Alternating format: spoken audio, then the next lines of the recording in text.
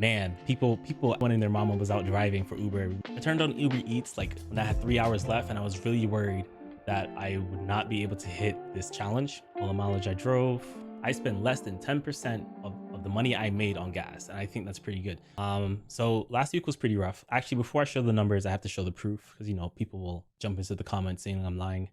So I didn't work too much during the week. It was actually really bad, really slow still. I thought the students would be back and they were not. So with Lyft, I made $281, 79 cents over the course of, whoa, this is booked hours. Why they show me booked hours? Hold on, let me see if I can find online time. I think online time is the time we need to be using. I don't want you guys thinking, oh, he makes a lot of money when it's just booked hours. I want to be fair. I'll just run you guys through my dailies since I don't think I'm going to get away with this. Didn't do any Lyft on Sunday. I did one ride on Saturday. I primarily did Uber this past weekend. Uber offered a $260 bonus for 50 rides, which was significantly better than the ride challenge I showed earlier. And man, people, I didn't expect that ride challenge video to do the numbers that it did or to cause as much hatred as it did. We're gonna go through all the comments and all the videos that have popped up in response to my ride challenge videos. We'll go through it. So I did mostly Uber instead of Lyft. You can see here an hour for 13. It wasn't a great ride. I was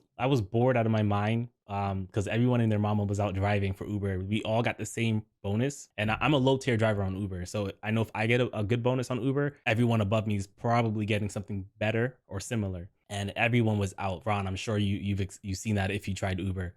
And usually at this time period last year, the students would be back the weekend before school starts. But I think they pushed school back to Wednesday. So there were no students in town. It was extremely slow. And every driver I've ever seen was out and driving. So I turned my Lyft app on whenever I just wasn't getting any rides on Uber, even though I was online on Uber. And I took a whole ride and I still didn't get a ride on Uber. It was pretty insane. But I'll show you the results of whether I was able to successfully hit that and how I was able to do it. So Wednesday, I $56.16, 2 hours, 31 minutes. That's some number between $20 and $25 an hour. Not that great for what I'm used to, especially, Wednesday is usually the slowest day of the week. But it overall wasn't a great week in terms of slowness, but I feel like I did okay. So we'll look at Uber. This was on Friday. I was online for 7 hours and took 15 trips. Really bad, really bad. And the net fare, $109, promotions, tips. I am finding that people tip a lot better on Uber. I really don't do a lot of Uber. I like the tools Lyft provide me with. Total earnings is $141.93.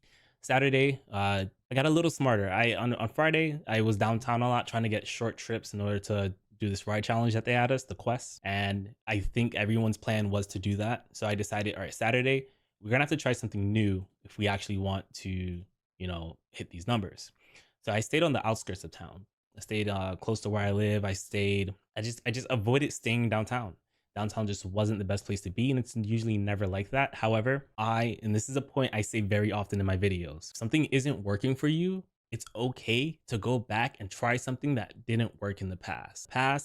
Staying on the outskirts of downtown wouldn't have made me more money. But when you're faced with like a problem, you have to find a solution. You can't keep committing to the same strategy that wasn't making money, right? So Friday, I determined, okay, this strategy that normally works for me is not currently working now. Let me try something different. It's very important to have a plethora of tools in your tool belt to go and try to change up your strategy. All right, so Sunday, $491.24, and that's because I hit the bonus. If I didn't hit the bonus, it would have been a bad time. And I almost didn't, but I realized something, and I'm going to share it with you guys too. So 12 hours, 50 minutes online. I drove a little bit from Saturday into Sunday, or I got offline at around 5 a.m. The day starts at 4 a.m., so about an hour. And then I did about 11 hours and change later in the day. So I don't want you guys thinking I somehow broke the ability to drive over 12 hours. So 24 trips, net fare, $188.93, promotions, $270. If I drove 10 more, I would have gotten another 50 on it, and I couldn't have hit it Sunday. But if I had figured out the strategy I eventually figured out earlier by Friday or Saturday, I would have been able to hit it. I'll share it with you right now.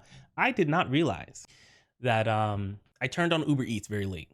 I turned on Uber Eats when I had 3 hours left, and I was really worried that I would not be able to hit this challenge. And I'm glad I did. Some of them paid pretty decently, the same they would have a short ride, but I was able to go to, what was it? Checkers. And a lot of people order Checkers later at night.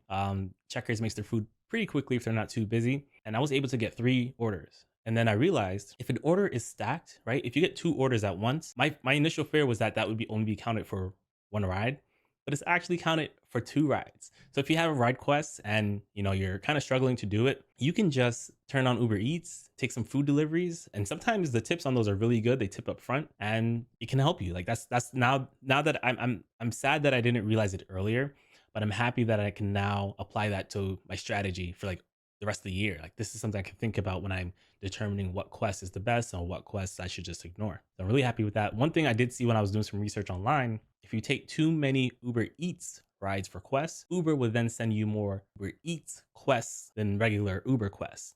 And those quests tend to pay a lot less. So don't just focus solely on doing Uber Eats unless that's your thing. But what you should do is you should use Uber Eats as a way to fill in like your time, your ride quest, but you still want majority of those to be regular Uber rides. All right, so we'll check out the spreadsheet that I made that you can get. If you want to get it, you can, it's in the description. You can support me on Patreon or become a channel member. It's over here. And so then, the miles are here, all the mileage I drove. See, I did drive a lot more miles than I should have. Whenever it was slow, I just kept moving. I'm not saying that's a good strategy, but with Uber, I just wasn't sure. I the first day I was downtown and I was sitting in one place and there's nothing was happening, and I just decided that I'm gonna try something and just drive around, and it worked out, but it was a lot of miles. All right, so I'm gonna take this out. So I got a Lyft referral. I put it in my spreadsheet for my personal accounting. But when it comes to the calculation of my numbers, I don't think it's fair. Like I want you guys to see what it is without the Lyft referral, right? Okay, I set the total. You can see that so far in January with Lyft, I've made $607. With Uber, $929. Lyft, I've been averaging $40 an hour. Uber, averaging $30 an hour. I took the Lyft referral out, so it's not going to populate anything. And this is my offline time. Whenever I'm driving and I'm working, right, or both apps are off, I calculate my how much time I'm spending not on the app just to make sure I'm accurately tracking my per hour rate. Let me see if I can zoom in here a little bit more. Answer is no. Here we go. All right, so the total so far from January 1st up until January 8th, well, I guess January 7th, which is yesterday, I've made $1,536.43, driving 46 hours, 26 minutes. My mileage is 1,373 miles. My per mile income is $1.12, right? Not bad.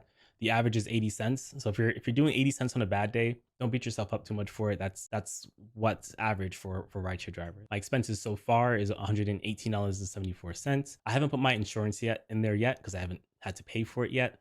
The only thing my expenses are covering right now are the 2 times I've gotten air and every time I paid for gas. Now I know you've seen these gas bills are kind of low. I try to make the habit of when I'm done with my shift, I will fill my gas tank up for 2 reasons. One, it allows me to say, all right, if I made $300 off of this $21 in gas, it allows me to be able to say that, right? And then 2, it makes it easier to start my day the next day. Like if I see that there's surges out there and I have to leave and my gas tank's half empty, I know that's gonna set me back in the long run. So I will try to be as prepared as possible whenever I start driving. So the total for those is air 450. I'm pretty sure I have something probably a nail in one of my tires. And for gas, I have $114.24.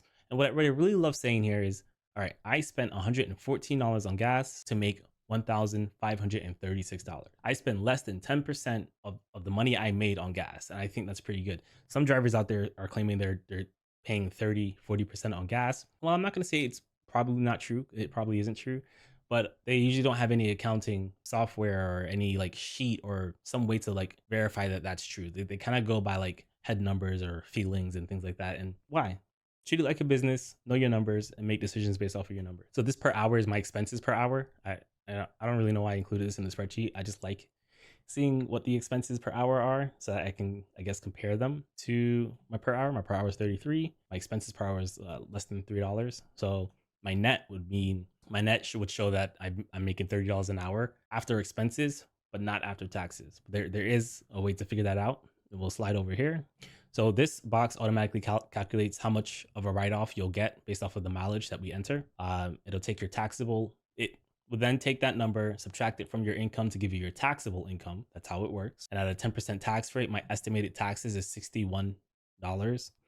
So my true net is my gross pay subtracted by my expenses, subtracted by my estimated taxes, and then that's $1,356. So that means out of the $1,536 that I made, I get to keep free and clear until I have more expenses, $1,356.04. And I even have it to where it's showing my true hourly. I said it was 30, but that was before tax calculation. So hourly, gross hourly minus hourly expenses minus taxes, and we convert that to hourly, that's $29.20. So despite that, last weekend was the slowest weekend I've ever seen, period, since I started rideshare driving, period. So, and despite that, I'm glad I'm still hovering around what I expect, but majority of that is thanks to what I've made on New Year's. So if I didn't work New Year's, these numbers would look completely different. You can see here, right?